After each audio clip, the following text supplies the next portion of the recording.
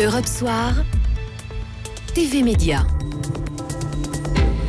TV Média avec Eva Rock. Bonsoir Eva. Bonsoir Nicolas, bonsoir à tous. On ne vous a pas amené à Marseille cette fois. Vous êtes Oui. à Paris, rue François 1er dans nos studios. Nous sommes à Marseille et on parle avec vous des droits sportifs une nouvelle fois parce que les sommes dépassent tout ce que l'on pouvait imaginer. Bah oui, sachant que vous m'avez laissé à Paris mais que vous étiez à Marseille, je ne pouvais pas ne pas vous parler de football évidemment. Alors cher Nicolas, est-ce que d'abord vous avez une idée du prix des droits de diffusion de la Ligue 1 en France ?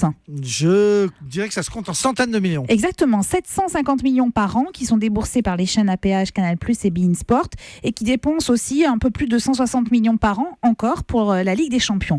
C'est beaucoup d'argent, mais alors tenez-vous bien, outre-Manche, on assiste à une explosion des droits. Restez assis, l'opérateur télécom BT vient d'acheter les droits de la Ligue des Champions et de l'Europa League pour 1 milliard 400 000 euros pour les 3 saisons à venir. Je répète le chiffre, 1 milliard 400 000 euros, soit une augmentation de 32%, une somme astronomique en plus au moment où les audiences des matchs de foot sont à la baisse. Alors, heureusement que nous étions assis pour entendre Vous avez vu ça ? cette somme énorme. Mais comment est-ce que justement vous expliquez qu'on puisse dépenser autant d'argent et que les audiences soient à la baisse ? Alors d'abord, ces audiences elles sont à la baisse parce que le fait que les matchs soient évidemment diffusés sur une chaîne payante, forcément ça réduit le nombre de téléspectateurs potentiels.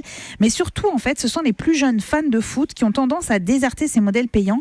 En fait, ils se contentent des résumés, des matchs sur des sites parfois illégaux ou des extraits sur les réseaux sociaux. Alors pour autant, à la demande d'un sponsor, les finales des 2 championnats en question seront visibles gratuitement car diffusées sur les réseaux sociaux, car le fameux BT, la fameuse chaîne, est aussi opérateur télécom, donc ils ont tout intérêt à faire ça.